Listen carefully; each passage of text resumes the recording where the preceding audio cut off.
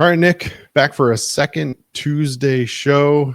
Earlier, we got together, talked a little bit about some signings that were announced by the Reds earlier on Tuesday.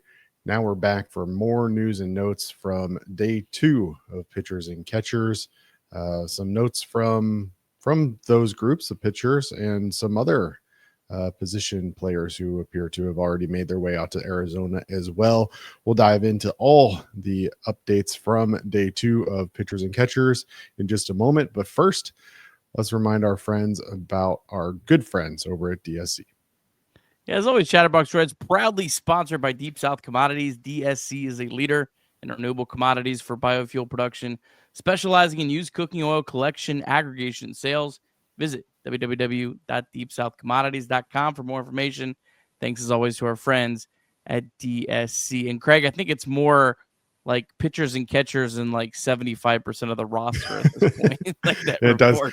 It does feel that way, but I hesitate because the one guy that we haven't seen yet, at least I haven't seen in photos or videos or anything, is maybe the guy that I'm probably top 2 or 3 most interested in this spring, and that's Noel V. Marte. And I haven't seen anything about him yet. So I'm just, it's only 75%. Still got a lot to go. He doesn't have to be there yet.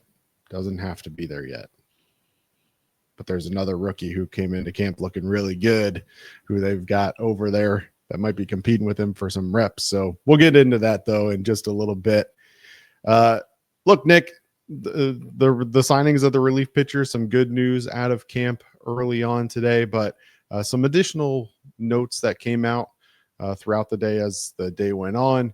Want to dive into those a little bit as well, because, the truth of the matter is that spring training is going to be full of bumps and bruises and getting back into the swing of things. And it's not always going to be roses. And so first kind of little bump in the road, I guess we can say, news broke earlier today on Tuesday that Rhett Lowder did not participate in his first workout with the Reds. He's experiencing some soreness in his elbow.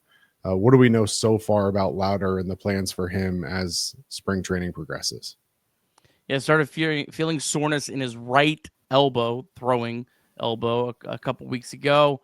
Underwent an MRI, no structural damage.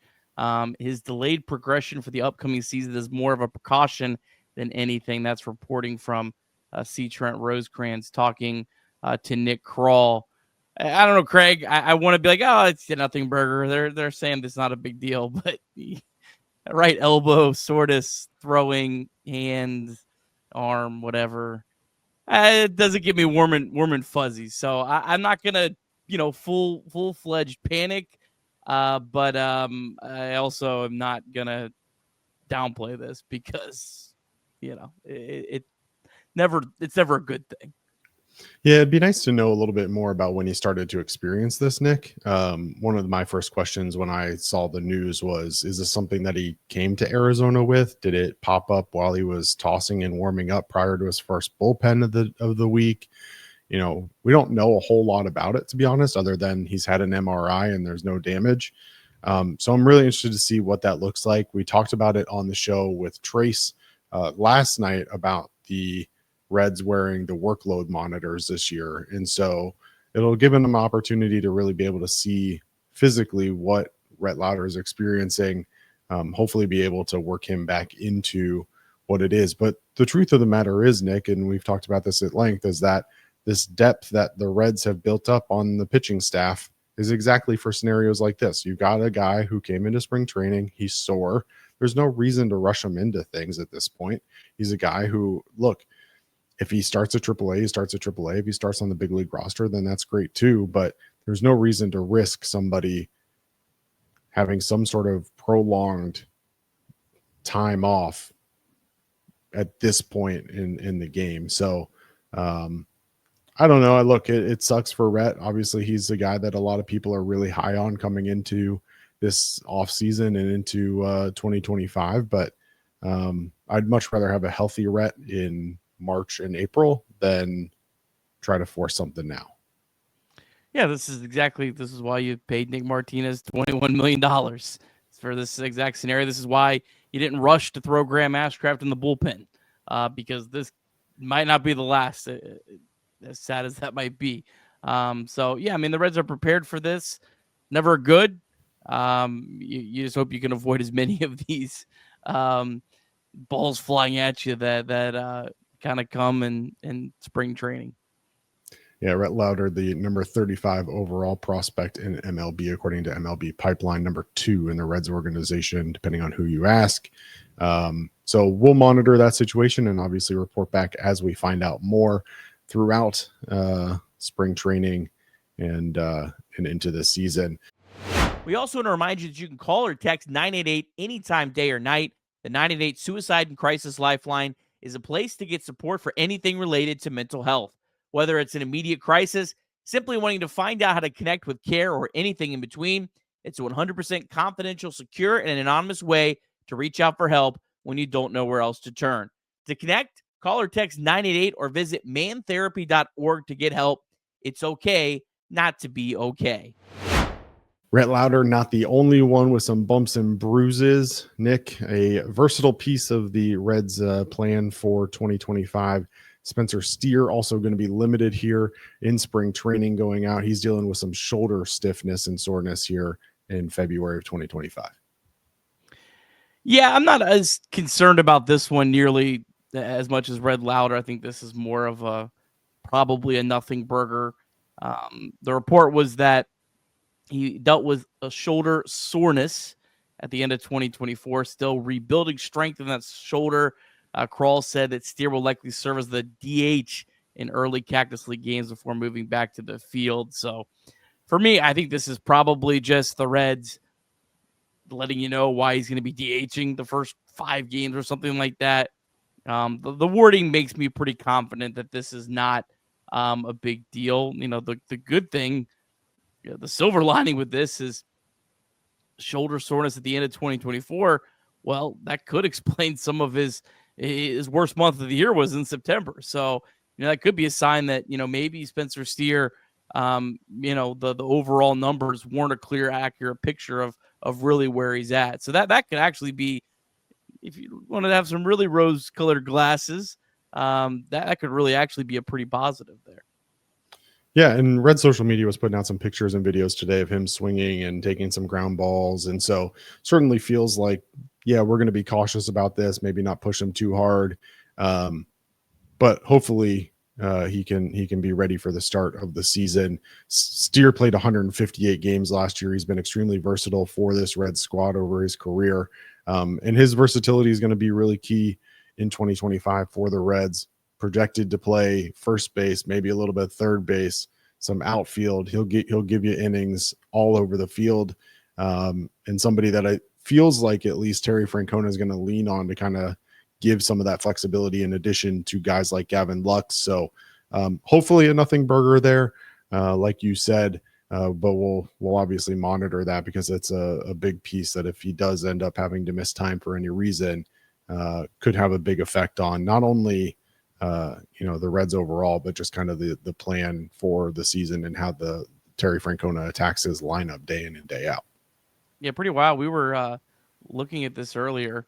Spencer Steer, if my information here is accurate, since he's become a professional, has not spent a day on the injured list. We're talking minor leagues and the major leagues. So that's 4 seasons now for him. He started in mid-season 2021.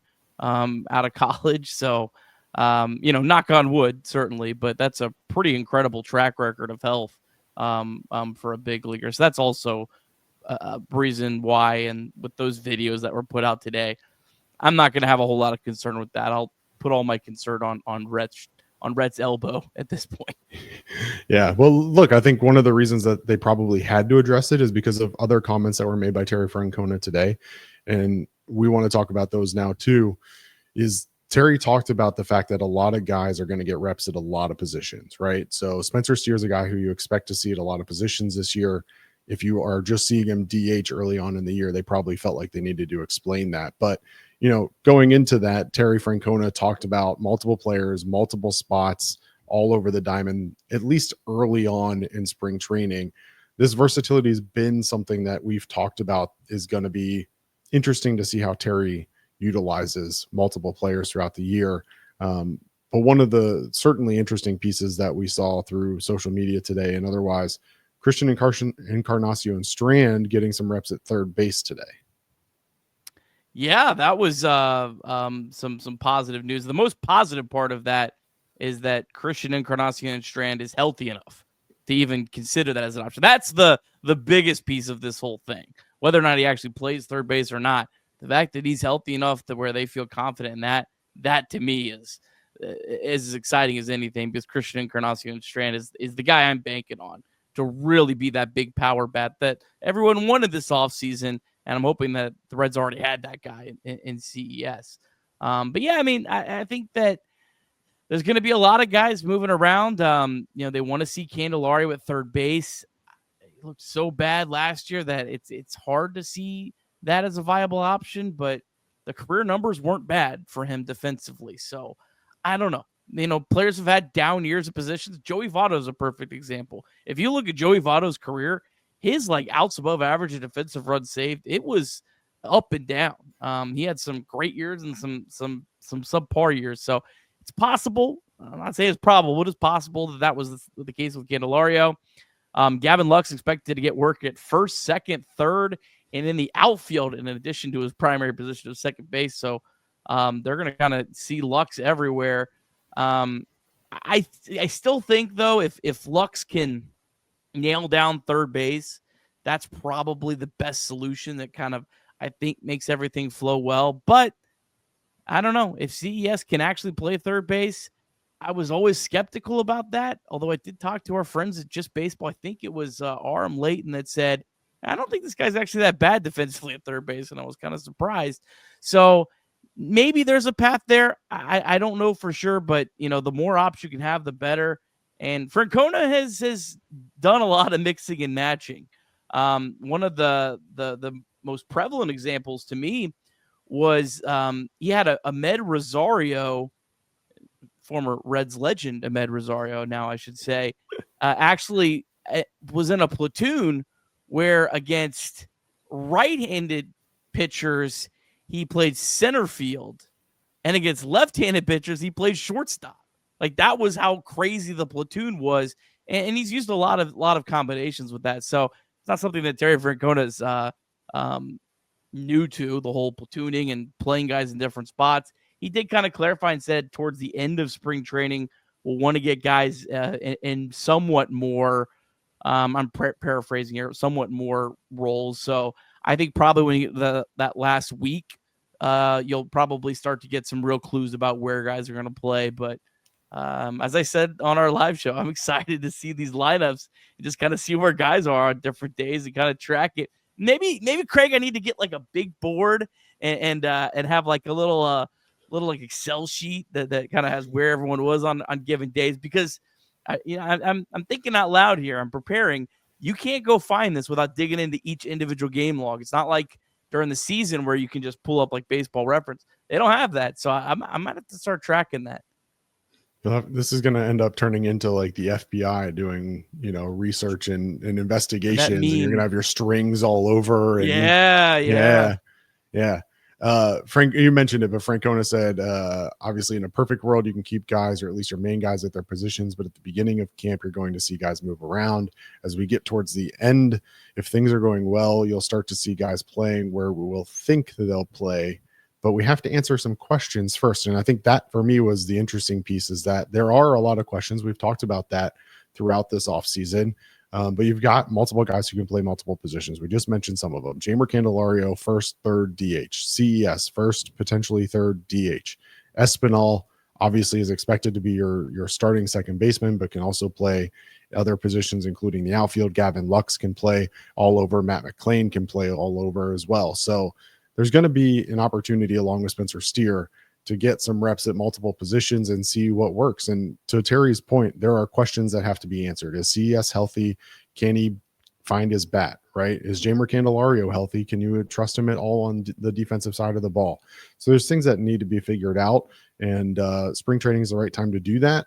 as long as you trust them in their main positions. And this is one of the things that I think we talked about last year with Jonathan India, is that they wanted India to get reps in the outfield, right? And there was concern, well, if you put him in the outfield and you focus on reps in the outfield, and then all of a sudden you need him at second base, does he lose whatever defensive ability he had at second base? So it'll be interesting to see how long this, I don't want to call it experimentation, because it's not really experimentation if these guys can play those positions, but how long this goes on where they're kind of moving pieces around to make them fit. But nonetheless, the flexibility that Francona is having and is going to have throughout the season is definitely going to give him the opportunity to kind of play the matchups and again, mitigate injury and work around those injuries as they do pop up, so that the Reds can avoid a early season struggle like they had in what was it, May last year, when they really had like 22 healthy guys. Yeah, I'm done with the whole, like, the Reds need to get off to a good start, because I feel like all offseason we said the Reds got to get off to a good start, and they started like 14-11 with a pretty tough schedule, and then it was May. All the games count. That's the thing to remember. 2023, it was the April that kind of killed the Reds, and then the September as well, of course, but they all matter. So, like, there's no, like, you have to win, you have to do really good in this game or these games. But Craig, I guess my last, like, kind of thought on this to wrap this up is I hope the Reds get some good answers. I hope that, honestly, if guy can't play a position, I hope it is clear as day. This guy cannot play this position. I hope there's not some guys that look really great at a position for 2 weeks and, it doesn't work out and it was a mirage. I just hope they get some clear answers. And I'd love for there to be multiple answers. I don't think you have to say this guy has to be in this spot, this guy has to be in this spot, but you just have more of a real clear idea of how you can navigate. And the nice thing is, though, if you do have guys that can play multiple spots and at least play it decently, when injuries come up, it makes it a lot easier to keep a competitive lineup day after day. Because that, to me, when I look at this lineup, that is the Reds' biggest strength. It's not it's clearly not the front loaded outside of Ellie De La Cruz. It's the fact that they really, I think most days, are going to have 9 hitters that are at least close to average. They're going to have 9 hitters that have the possibility, at least in the handedness that they're in when they're platooning, of being an above average player, each and individual one of them. And there could be a real strength in numbers with strong continuity in the lineup. Yeah, similar to what we talked about with the relievers in this bullpen, about how they've established a elevated floor compared to the previous years. Whether or not that ceiling has been elevated a whole lot, that'll be what we determine over the course of the next couple of weeks and into a couple months. But the floor for sure for this team is much higher than it was just a year ago in terms of consistency, in terms of, repeatable expectations that you've seen from these guys year in and year out. So I'm excited for it. 2 other really quick notes that we wanted to touch on as well. Left-handed pitcher Joe LaSorsa is recovering from an illness, expected to return in a few days. So wish Joe well. And then right-hander Albert Abreu is working on his visa still. He was a late add before camp. He is expected to report by next week. He's working through his visa. Both of those guys, non-roster invitees to camp. Any final thoughts from day 2 of pitchers and catchers, Nick? No, let's at Reds keep all the great videos and pictures coming out. It's great to see, and looking forward. We're like 9 days away from the first spring training game, split squad to start the year. That's weird. But look, I'm excited. I'll really enjoy about the first couple weeks of spring training, and then I'll be like, all right, I'm ready for the season. But a couple weeks of spring training baseball, I'll be excited about that.